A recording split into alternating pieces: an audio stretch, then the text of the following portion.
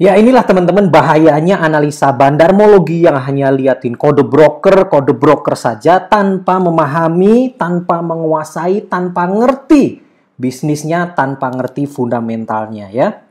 4, 3, 2, 1, stay focus and stay tune. Oke teman-teman, ketemu lagi ya di channel saya Hermanto Sardan. Terima kasih untuk tetap setia menonton channel ini. Hari ini seperti biasa kita tidak usah pakai intro ya, kita cepat saja langsung ke materi. Kemudian seperti biasa teman-teman, kami tetap minta dukungannya untuk like, share video ini sebanyak mungkin. Jika ada pertanyaan atau ada yang ingin didiskusikan, silahkan ketik saja semua pertanyaan di komentar. Akan kami usahakan untuk menjawab semua pertanyaan di komentar. Kemudian untuk teman-teman yang belum subscribe, pastikan subscribe, nyalakan loncengnya ya, biar nggak ketinggalan video-video kita selanjutnya. Oke, jadi hari ini saya akan bahas analisa IPO yang benar ya, analisa IPO yang benar karena banyak sekali PM yang masuk ya. Sambil weekend ini ada beberapa video yang akan kami rilis. Yang pertama ini ya, IPO ini buat saya cukup urgent karena banyak yang PM menanyakan, masa saya nyangkut di Enzo, masa saya nyangkut di BBSI ya, ini Enzo ya, ini kode sahamnya Enzo, bagaimana nih ke depan? Salah saya apa ya? Kenapa ya? Padahal kan sahamnya begini, padahal kan kata orang begini gitu. Padahal kan ini Enzo ini IPO-nya menggunakan broker ini, kode broker ini harusnya naik. Nah, ini dia. Siapa yang ngajarin ngelihat IPO pakai kode broker ini? Bahaya sekali ya, bahaya sekali. Jadi, nanti di sini akan kita bahas detail ya, bagaimana sebenarnya menganalisa IPO yang benar supaya Anda tidak salah masuk. Yang bagus Anda buang, yang jelek Anda makan, ini malah berbahaya sekali. Oke, sebelumnya ya, seperti biasa disclaimer. Jadi bursa saham itu instrumen yang risikonya cukup tinggi. Jadi buat teman-teman pastikan mengerti apa risiko yang akan Anda hadapi saat Anda trading, investasi di pasar saham. Jadi semua risiko itu akan menjadi tanggung jawab Anda semua ya. Karena rewardnya juga menjadi hak Anda. So, itu juga jalan linear dengan kemungkinan risiko yang akan Anda terima. Yang kedua, semua materi informasi dan analisa adalah murni pendapat opini saya, pendapat pribadi tanpa ada maksud apapun, apalagi mengambil keuntungan atau membujuk atau apapun. Tidak ada, ini hanya opini yang saya sampaikan, tujuannya hanya untuk edukasi ya. Yang ketiga, tidak ada rekomendasi jual dan atau beli instrumen investasi atau saham tertentu di video ini. Jadi semuanya analisa. Keputusan jual beli silahkan teman-teman tentukan sendiri. Yang terakhir, objektif dari video ini ya, berbagi informasi dan edukasi. Semuanya hanya berbagi informasi dan edukasi. Apa yang saya ketahui, apa yang menurut saya bermanfaat buat teman-teman, saya sampaikan. Mudah-mudahan ada manfaatnya untuk memperbaiki perjalanan trading maupun investasi teman-teman. Oke, saya lanjutkan ya. Nah, sebelum saya bahas detail ya, yang ditanyakan teman-teman itu, dua saham itu, terus kemudian nanti coba kita bongkar ya, sebenarnya kesalahan teman-teman ada di mana supaya ke depan menjadi lebih baik. Saya mau sampaikan, ini kita refreshing saja, karena saya pernah sampaikan di video saya sebelumnya, mungkin 1 atau 2 bulan yang lalu ya, awal-awal YouTube channel ini saya bikin, itu ada video membahas tentang luck. Jadi situ saya sampaikan sebenarnya tujuan IPO apa supaya tahu. Nah, di sini saya bahas lagi. IPO itu teman-teman, IPO ini saya kasih tahu ya, karena saya juga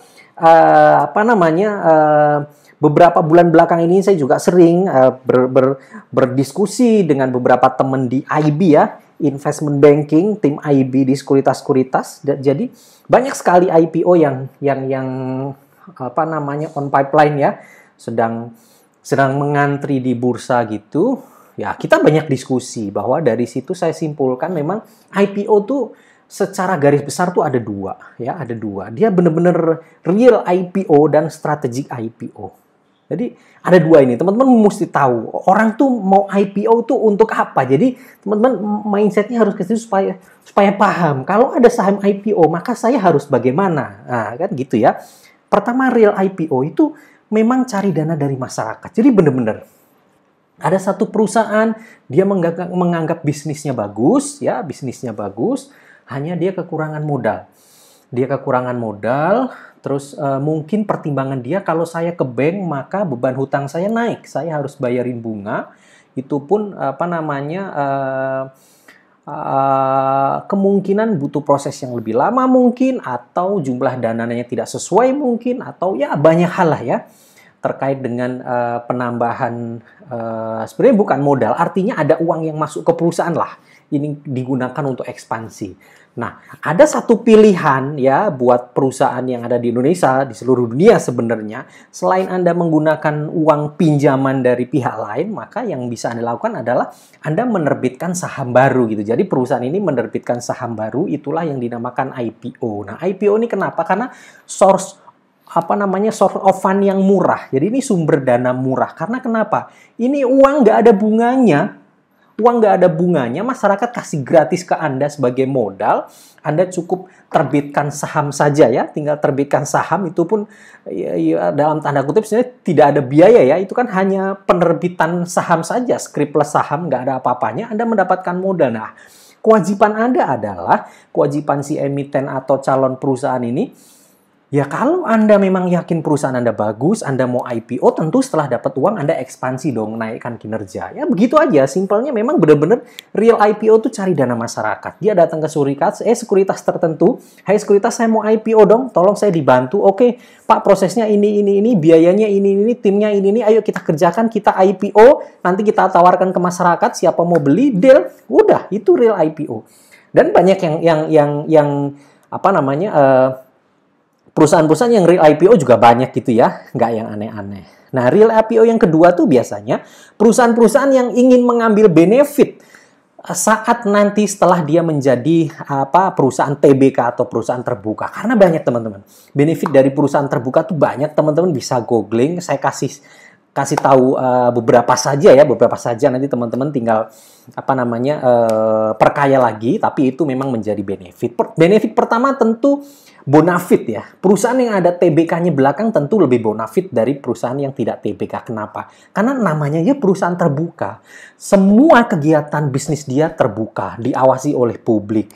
Semua aksi-aksi korporasi harus ada keterbukaan. Langkah-langkah bisnis harus ada public expose. Jadi benar-benar perusahaan itu transparan, diawasi oleh publik. Tentu lebih bonafit ya. Saat dia mau ambil project kah, saat dia mau misal roadshow ke luar negeri kah, mencari bisnis partner kah, apapun itu, tentu perusahaan terbuka mempunyai grade lebih tinggi dari perusahaan tertutup, karena dia bagaimanapun juga dia bonafit, diawasi oleh publiknya. Yang terjadi di luar negeri juga begitu ya, menjadi lebih bonafit. Yang kedua, benefitnya itu tarif pajaknya berbeda dengan perusahaan yang tertutup ya. Ada pajak badan yang nilainya lebih kecil. Saya tidak tahu angkanya pasti, tapi ada benefit di sisi perpajakan. Itu yang kedua. Nah, yang ketiga, ini penting sekali. Yang ketiga adalah jual beli saham perusahaan terbuka. Itu di mana? Kan di bursa.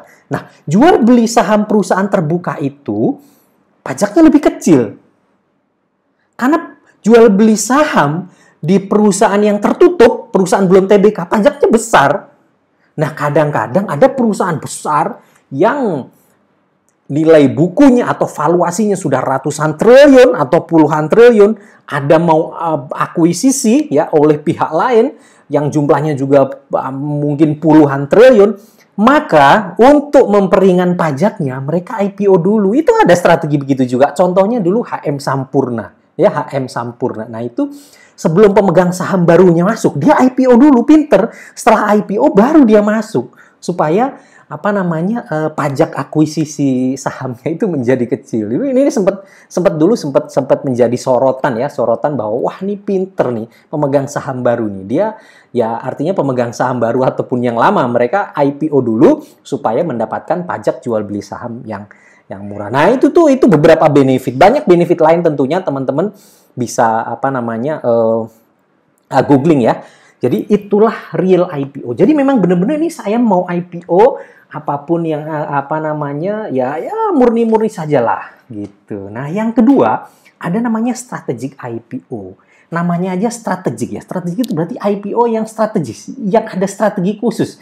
yang dia sedang menjalankan strategi entah apa. Biasanya masuknya investor tertentu, ya. Sudah di blok ini buat investor ini.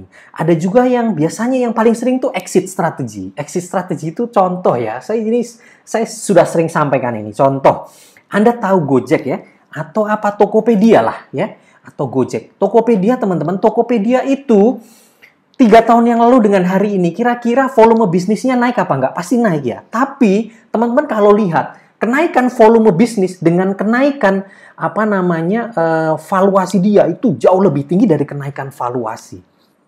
Kadangkala, banyak yang bertanya ke saya, Mas AS, Tokopedia itu gila-gilaan ya? Investor, ya, venture capital gitu ya. Visi ini dari luar negeri masuk sekian triliun, itu masuk sekian triliun, ada perusahaan A masuk sekian triliun, nanti siapa masuk sekian triliun. Terus perusahaan ini kan belum untung, itu nanti orang-orang yang masuk untungnya dari mana itu? Nah, itu banyak sekali yang tanya ke saya. Ya, mereka bingung, ini nanti orang-orang yang sudah invest di situ triliunan, keluarnya bagaimana? Sama seperti yang di Gojek ya, semua invest di Gojek triliunan, dana-dana besar, keluarnya kapan? Saya kasih tahu keluarnya itu ya. Nah, yang orang masuk yang awal-awal, misal nih Tokopedia 5 tahun yang lalu dia udah masuk. Misal dia masuk 100 miliar. Setelah 2-3 tahun ada yang masuk lebih gede, dia keluar pada saat itu. Karena nilai perusahaannya sudah naik kan, ada orang masuk lebih gede, nah dia dijual sahamnya di situ. Keluar. Tapi untuk orang-orang yang terakhir nih, mungkin setahun terakhir ini dia invest sudah nilainya puluhan triliun misal. Kapan dia keluarnya? Dia akan IPO nanti.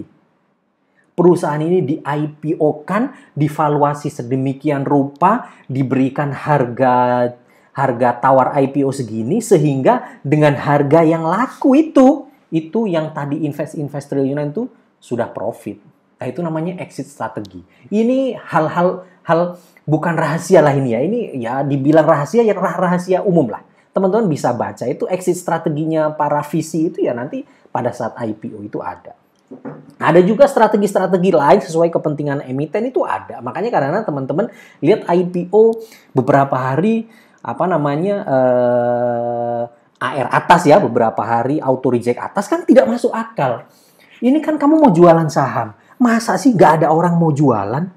Kalau bener sahammu tuh disebar ke puluhan ribu atau ratusan ribu atau jutaan investor, bener-bener IPO real ya, dijualin itu ratusan ribu investor pegang sahammu, nggak mungkin bisa auto reject atas terus, nggak mungkin, pasti ada orang yang jualan.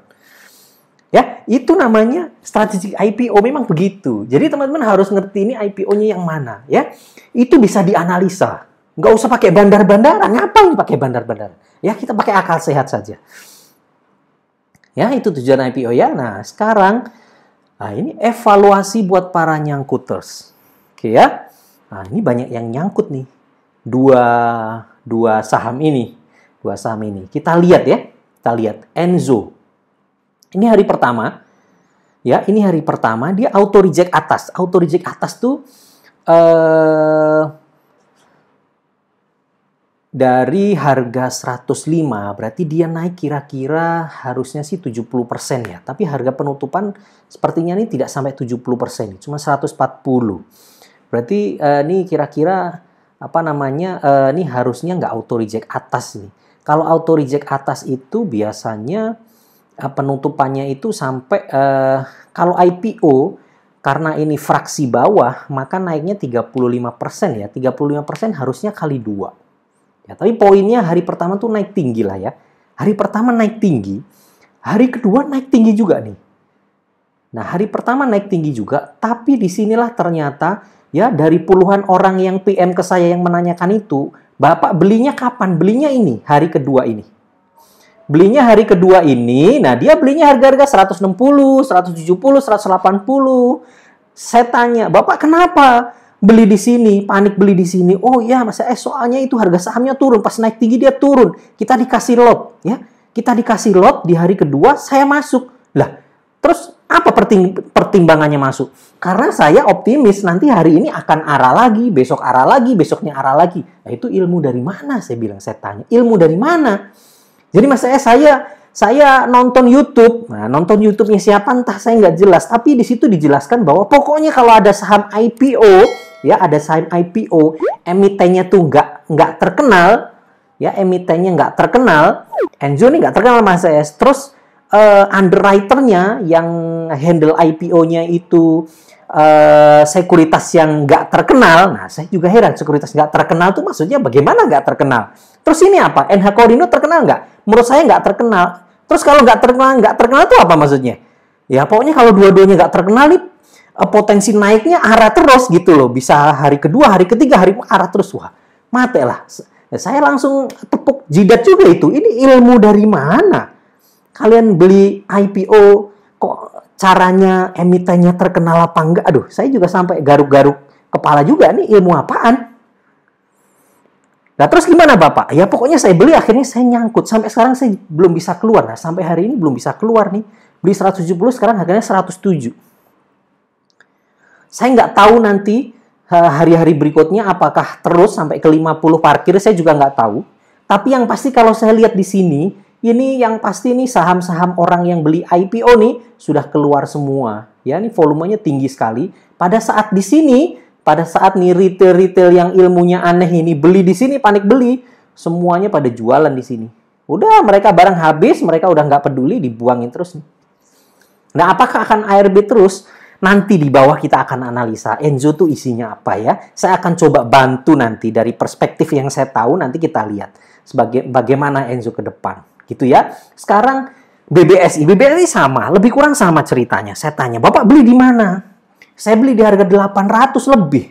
850, ada yang sampai 900. Lah kok bisa begitu? Iya Mas Es, soalnya kan baru arah 3 kali ya. Wah ini dikasih. Saya beli, katanya targetnya bisa sampai 1000 lebih, sampai 2000. Waduh, itu apa ilmunya? Ternyata sama. BBSI ini kan emitennya nggak terkenal. Oke, nggak terkenal. Terus kenapa emang kalau nggak terkenal? Terus yang lakukan IPO juga sekuritas nggak terkenal. Oke, terus gimana kalau nggak terkenal? Pokoknya kalau semua-muanya nggak terkenal ini, bagus ini IPO-nya bakal kenceng. Wah, tepuk jidat lagi saya. Ini ilmu apaan ya? Saya baru tahu ilmu beginian gitu loh. Saya bingung ini. Saya coba diam, saya kadang-kadang mencerna setelah semuanya PM ke saya pada nyangkut, saya mencerna. Ini dapat ilmu apa, dari mana gitu ya.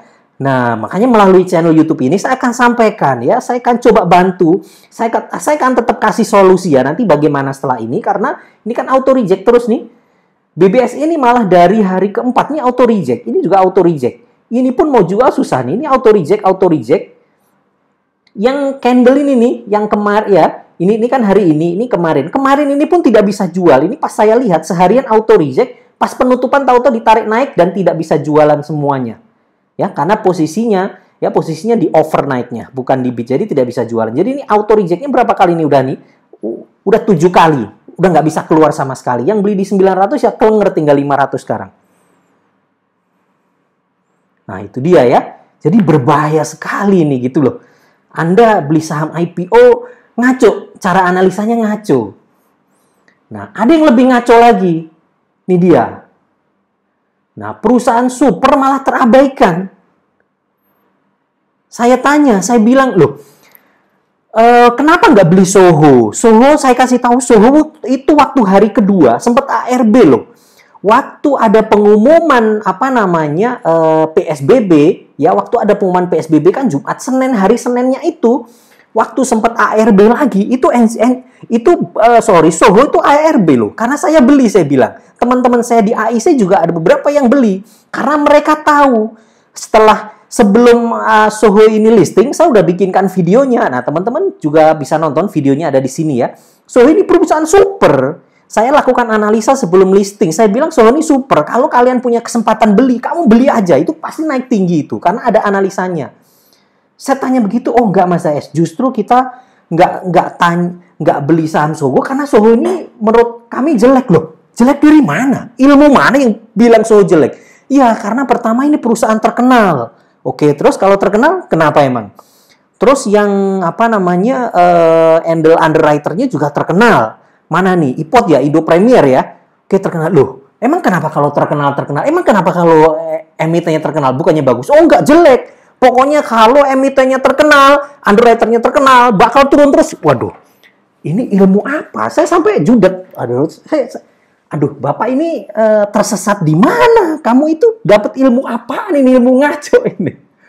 Perusahaan terkenal, perusahaan yang produknya dikenal orang, itu moodnya bagus, moodnya strong, bisnisnya strong. Itu perusahaan bagus, dari mana kamu bisa bilang jelek?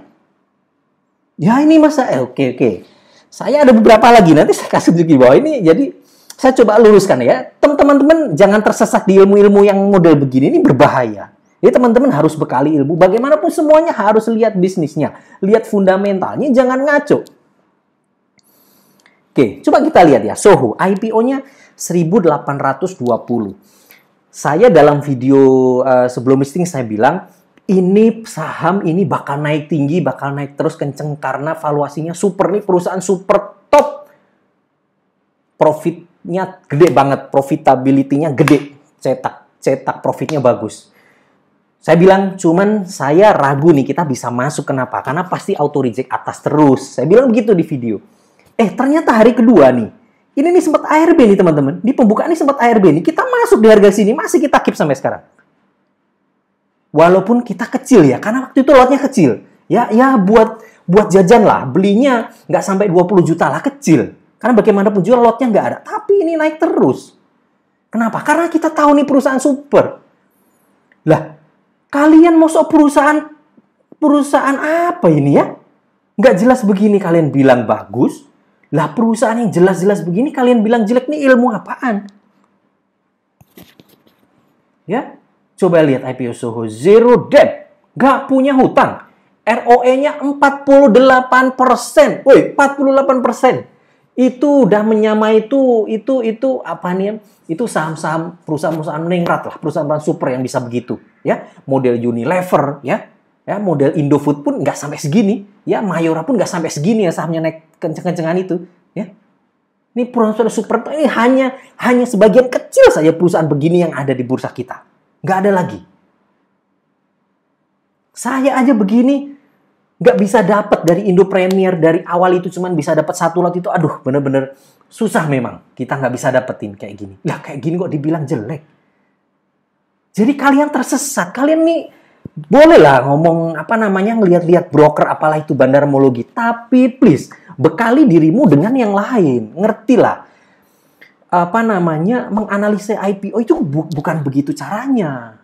Ya, Anda kalau ngerti valuasi bisnis nggak akan malah justru kebalik begini. Ya, yang jelek Anda makan, yang bagus Anda muntahin. Ini apaan kan? Coba lihat, pair-nya cuma 3 kali. Mana ada IPO pair-nya 3 kali? Perusahaan yang ROE-nya 48% dan tanpa hutang, pair-nya itu mau 30 kali pun layak. Saya kasih tahu. Nah, kalau 30 kali layak, berarti masih bisa naik 10 kali. Sorry, bisa naik 10 kali ya, berarti 1000% bisa. Dari harga 1820 ini.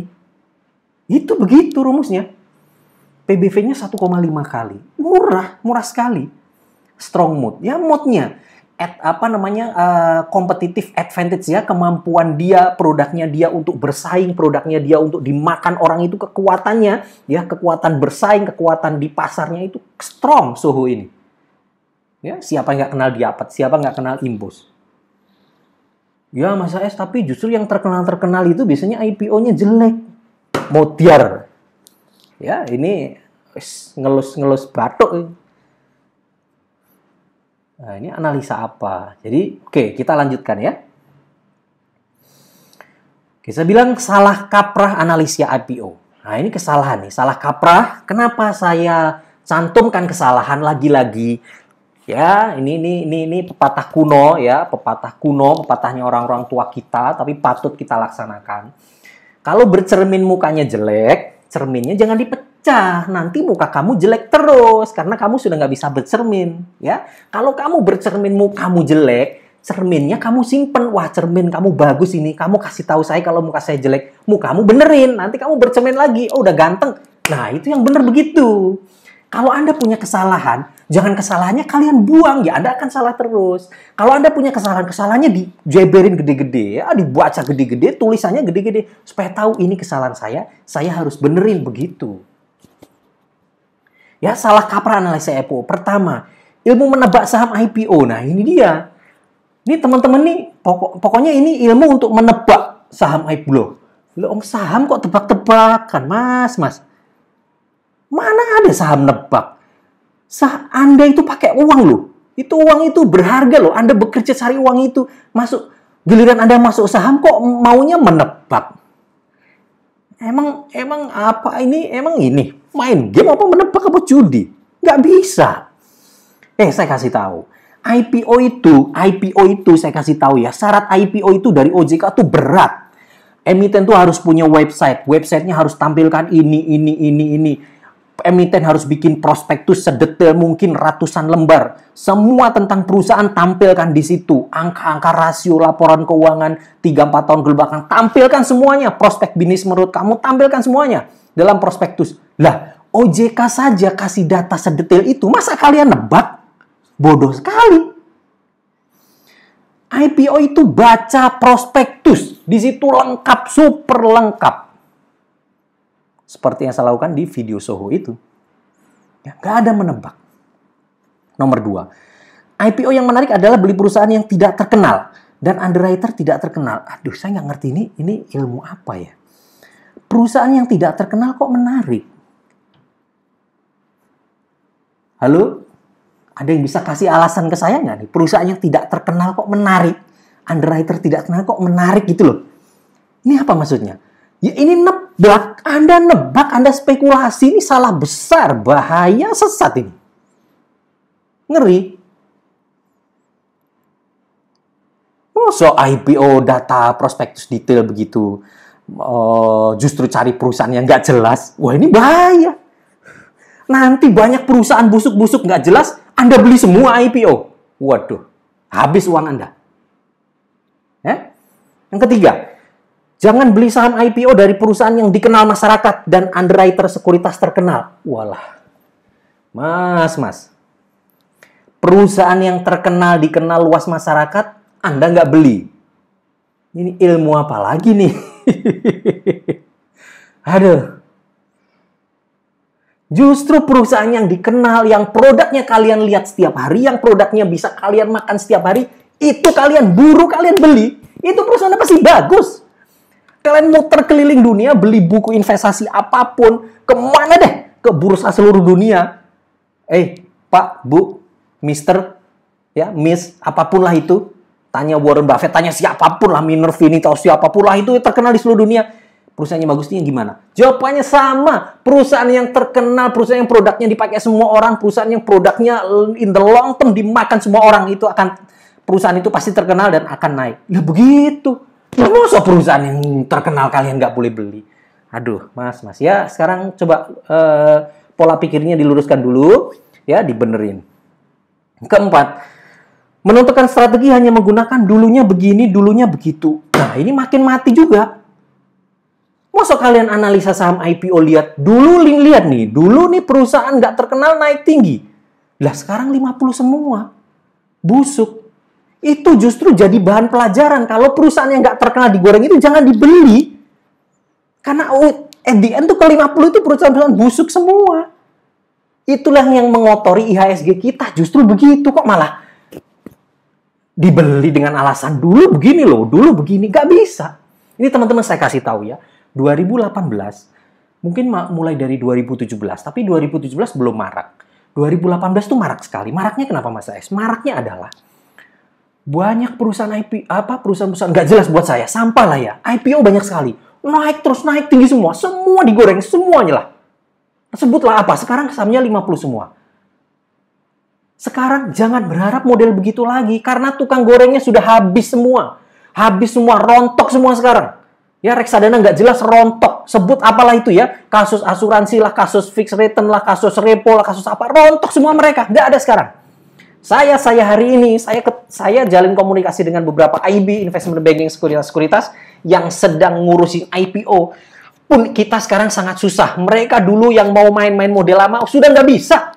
Sudah nggak ada orang yang punya duit yang bisa model-model begitu, sekarang udah nggak ada. Sekarang kalau mau IPO, bener-bener perusahaan bagus, kasih ke masyarakat laku apa enggak. Sekarang begitu. Ya. Jadi sekarang benerin mindsetnya, jangan tebak-tebakan. Oke? Nah, ini salah kaprah ya, ke depan diperbaiki ya. Terus, apa yang benar? Yang benar tuh back to fundamental perusahaan. Back to fundamental perusahaan. Nah, ini mau saya bahas ini. Ini tadi, Mas AS. Itu loh Mas, contohnya Mas. Dulu kan Good Garuda Food, kode sahamnya Good. Itu dulu kan IPO-nya di Indo Premier juga ya. Garuda Food kan dikenal, tapi harga sahamnya turun. Nah, ini tadi yang saya kasih. Ini tadi yang saya bilang. Anda bercermin, mukanya jelek, cerminnya dipecah. Ini yang saya bilang. Sahamnya Garuda Food, perusahaan terkenal, perusahaan bagus, yes. Produknya dimakan semua orang, yes. Habis IPO dia turun. Berarti kira-kira kesimpulannya IPO-nya gagal. Atau orang yang beli saham di IPO itu bakal gagal. Berarti kan, ini kan kira-kira gagal ya. Mukanya kan jelek ya. Tapi apa yang terjadi? Kacanya dipecah. Kenapa? Dia bilang, ini perusahaan terkenal. Lalu IPO-nya di Indo Premier. Makanya jelek nih. Lah, itu dia bahaya. Nggak bisa begitu dong. Anda lihat apa yang terjadi dengan Garuda Food ini, dilihat. Bukan masalah ini perusahaan terkenal. Ngaco kali cara pikirnya. Garuda Food ini IPO-nya super premium price. Saya hitung IPO-nya itu PBV-nya sampai 6 kali. Padahal ROE-nya ya biasa-biasa saja lah ya. Memang perusahaan terkenal, tapi biasa-biasa saja. Karena level hutangnya juga cukup lumayan. Ada biaya bunganya cukup lumayan. Jadi ini super premium IPO-nya. Kalau saya nggak pernah lihat itu. Entah perusahaan terkenal, entah siapa, underwriter-nya nggak ngaruh. Buat saya, apa isinya? Kalau terlalu mahal premium, nggak usah beli. Nanti tunggu turun. Begitu. Itu cara yang benar. Masa yang disalahkan gara-gara perusahaan terkenal dan sekuritas terkenal turun? Ngaco sekali. Ya? Oke, sekarang kita lihat next. Apa nih? MDKA, ya, Merdeka Copper ya. Ini tambang emas dan tembaga di Banyuwangi. Terkenal nggak? Terkenal ini. Ini sebelum IPO terkenal. Orang Indonesia, apalagi orang Jawa Timur, bagian timurnya terkenal sekali. Ini perusahaan tambang gede, hampir nanti menyamai Freeport emasnya. Banyuwangi ternyata kaya akan emas. Loh, ini memang benar. Ini perusahaan terkenal. Lalu, siapa underwriter-nya? IPOT ini. IPOT terkenal kan? Loh, terkenal. Orang tadi tesisnya dibilang terkenal, IPOT. Coba Anda lihat. Turun nggak? Enggak, gila apa? Ini sudah stock split. Dulu IPO-nya 1000-an. Ini sudah stock split berapa kali nih ya? Jadi, nih. Dari IPO sampai sekarang udah naik berapa kali nih? Teman-teman lihat sendiri. Ini turun karena ini biasa ya, over value ya. Kemarin emas naik tinggi, di HK orang sekarang koreksi. Tapi poinnya adalah, dari IPO naiknya tinggi. Ini coba gimana? Cara menjawab ini gimana kalau pakai teori ngaco itu? Perusahaan terkenal dan underwriter terkenal, kok bisa naik? Semua back to fundamental, nggak ada istilah underwriter terkenal, underwriter nggak terkenal itu nebak-nebak, itu bahaya, salah, sesat. Ya, ini naik. Kenapa naik? Lagi-lagi back to fundamental. MDKI kinerjanya top, kinerjanya bagus, profitability-nya bagus, dan harga emas naik tinggi, dia ikut naik tinggi. Itu yang benar, ya. Kita lihat lagi. Kino. Nah, Kino ini yang balance, ya, supaya tahu. Kino terkenal nggak? Terkenal. Siapa nggak kenal Kino Care? Siapa nggak terkenal apa itu? Minyak telon. Seluruh Indonesia kenal minyak telon itu, Kino itu. Cap kaki 3. Kenal semua. Perusahaan terkenal kan? Terkenal. Underwriter-nya siapa ini? IPOT. Ya, Indo Premier. Terkenal juga ini. Harga sahamnya naik. Lihatin, dia IPO-nya di sekitar 3.000 sekian, ya. Lalu nih naik sampai 7.000, naik ini. Selama setahun ini naik. Nggak ada cerita, ya. Nggak ada cerita. Mana ada perusahaan terkenal IPO-nya gagal gara-gara perusahaan terkenal.